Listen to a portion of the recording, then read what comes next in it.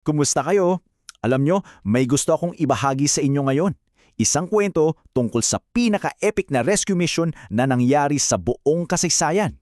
Isipin nyo ha, hindi lang isang tao, hindi lang isang siyudad, kundi isang buong mundo ang kailangang iligtas. Parang imposible, di ba? Pero yan mismo ang pag-uusapan natin. Okay, so para masimulan natin yung kwento, kailangan muna nating maintindihan kung bakit ba kinailangan ng rescue.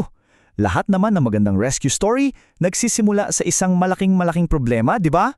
So, isipin nyo to, sa simula, paraisong-paraiso talaga. Perfect ang lahat, puno ng saya, at ang mga tao sobrang saya kasama ang Diyos. Walang sakit, walang lungkot, parang panaginip. Kaso, may isang bagay na sumira sa lahat ng yon. Ang kasalanan. At dahil dyan, biglang pumasok ang kalungkutan at ang buhay na dapat walang hanggan, nagkaroon bigla ng katapusan. Grabe yung epekto nito, no? Sobrang tindi na umabot hanggang sa langit yung kalungkutan. Sinasabi nga na kahit yung mga anghel na tigilan sa pag-awit nila, ganun kalala yung bigat na dulot ng kasalanan. Imagine, yung buong langit tumahimik. Pero, sa gitna ng lahat ng yun, hindi pa pala tapos ang kwento. May pag-asa. Dito na pumapasok yung pambihirang plano ng langit. Kahit na parang ang dilim-dilim ng sitwasyon, may isang plano na nabuo. Isang plano na galing mismo sa pag-ibig para ayusin ang lahat. So ano ba talaga yung naging problema? Ito yun, may isang perpektong batas, ang batas ng Diyos na nasira. At yung kabayaran sa pagsira nito, napakabigak, yung buhay mismo ng nagkasala. Parang isang utang na kailangang bayaran. So, sinong magbabayad nun? Yan yung malaking tanong. Kung lahat ng tao nagkasala at ang bayad ay buhay, paano na? Parang walang pag-asa. Well, dito na natin kailangan ng isang bayani. Ang sagot ay nasa isa sa mga pinakasikat na talata sa buong mundo, Juan 3:16. Dito nakalatag yung buong rescue plan. At ang pinakaugat nito, hindi galit, hindi paghihigante, kundi sobrang lalim na pag-ibig. Ibibigay ng Diyos ang pinakamahalaga sa Kanya, ang Kanyang sariling anak. At dito na nga pumapasok ang ating bida, si Jesus. Tinanggap niya ang isang misyon na, sobrang mapanganib. Isang misyon na ang tanging paraan para magtagumpay ay yung pinakamatinding sakripisyo na maiisip mo. Tingnan natin kung gaano kahirap yung misyon niya.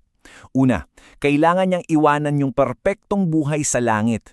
Imagine, iiwan mo yung saya, kapayapaan, lahat. Pangalawa, magiging tao siya, katulad natin, para maranasan niya mismo yung mga pinagdadaanan natin.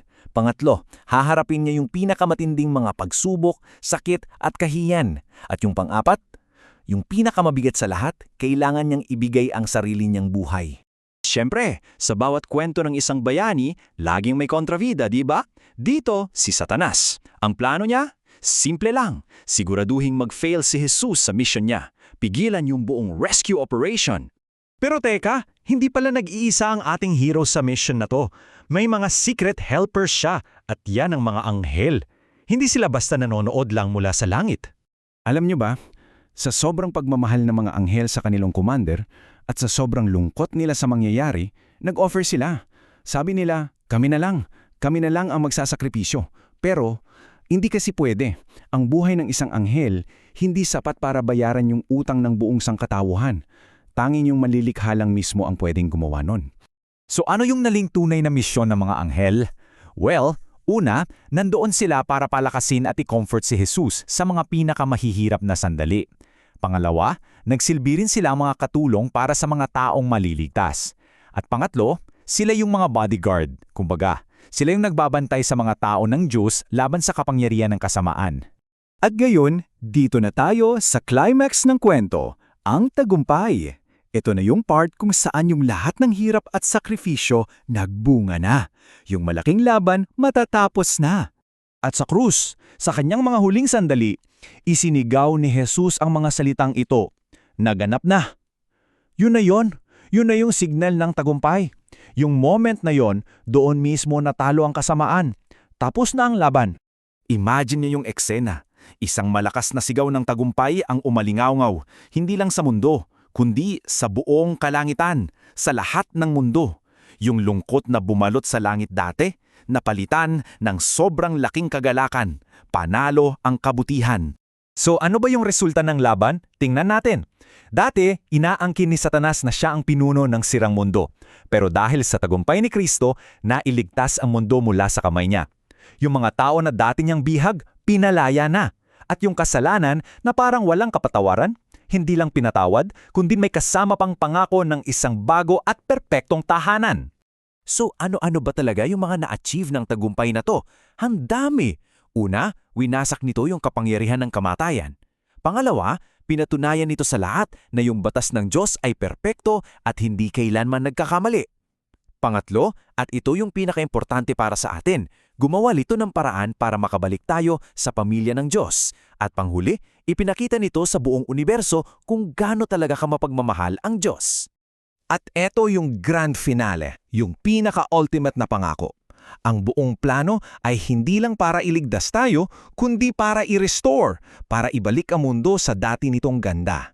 Isang perpekto at masayang tahanan kung saan wala ng lungkot, wala ng kasalanan, magpakailanman.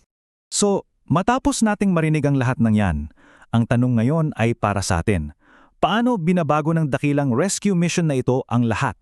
Ngayong alam na natin ang kwento, ano kaya ang ibig sabihin nito para sa'yo at para sa akin sa buhay natin ngayon?